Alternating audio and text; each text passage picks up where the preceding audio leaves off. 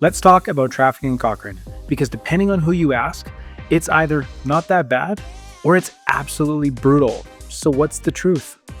Today, I'm going over what traffic is really like living here in Cochrane, Alberta. From commuting to Calgary to getting your kids to school or going to get groceries, we're going to touch on all of it, and we're going to touch on what nobody talks about before you move here. So why is traffic even a conversation if Cochrane is a small town? Well, Cochrane is one of the fastest growing towns in Alberta, and it's almost 40,000 residents now. So while that growth is great for property values and that demand for homes has increased, it does bring a lot more cars on the road and more congestion in the downtown area.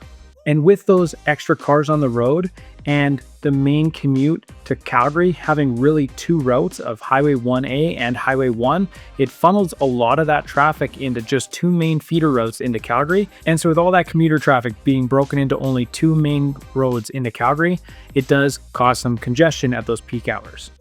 If you're going to be commuting into Calgary for work, let's talk about what that commute will look like for you. If you're commuting in odd hours, depending on where you work, it may only take 30 to 45 minutes to get almost anywhere in Calgary. If you're going at the peak times in the morning and then commuting home during those peak rush hour times, plan for 45 to 50 minutes to downtown Calgary. And if you're heading into that deep southeast, look for over an hour. Now, the nice thing about that commute is it's not big city gridlock. It's not major 4-lane highways that are bumper to bumper. It is a 2-lane highway. Yes, there's some congestion, but in general, you are moving the entire way, and you won't really see signs of major congestion until you get closer to downtown Calgary. If you're thinking to yourself, hey Reed, of course you're gonna have to commute to Calgary for work living on the outskirts. Yeah, you will. But stick around till the end of the video, because I'm gonna tell you something that my buyers never talk about once they finally moved here.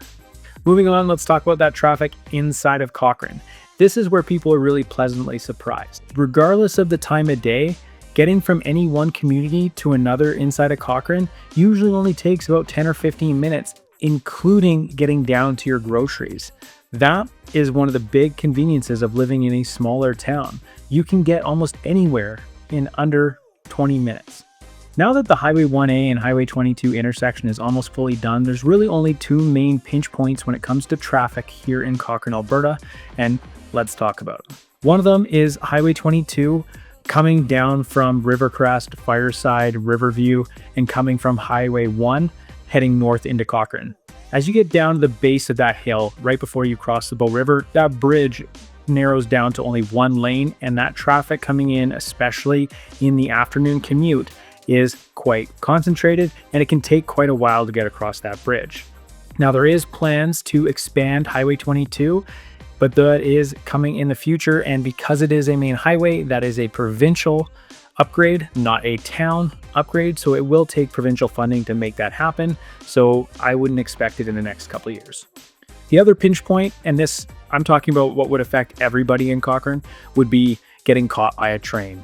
There's only a few areas in Cochrane where you can cross those tracks, and when the train comes through, it does bottleneck that traffic quite significantly. If you want to avoid that, it always makes sense to backtrack out and cross over on Highway 22 where the overpass is, and then feed back into downtown Cochrane from there. And that's just a quick tip to get into Cochrane if there is a train present and you don't want to sit waiting. I'm going to be honest, living in Cochrane is not for everybody. And this traffic and the commute times may be a deal breaker for you. If you're the type of person that is used to walking to work, maybe you rely heavily on public transportation like an LRT system or a subway type system to get to and from work, or you are commuting in those really high peak hours and spending upwards of 45 minutes to an hour in the car is not something you want to do, Cochrane may not be the place for you, and that's totally okay. But one thing my buyers never talk about when they move to Cochrane is what the traffic is like in Cochrane. Because most of you are moving from bigger cities like Vancouver and Toronto, where the traffic is just crazy. And so when you get here, you're pleasantly surprised that it is much like a small town, there isn't much traffic. And then the big trade-off that I think is really important is yes, you will have a slightly longer commute than living in Calgary if you're commuting to Calgary for work, but you're going to have a shorter drive to all of the recreation that the Rockies and Alberta has to offer. You're closer to Banff and Canmore, you're closer to Bragg Creek. And so with giving up a little bit extra time during the week when you're commuting, it frees up extra time on the weekends when your drives to those fun recreation sites take less time, giving you more usable time at those recreation sites.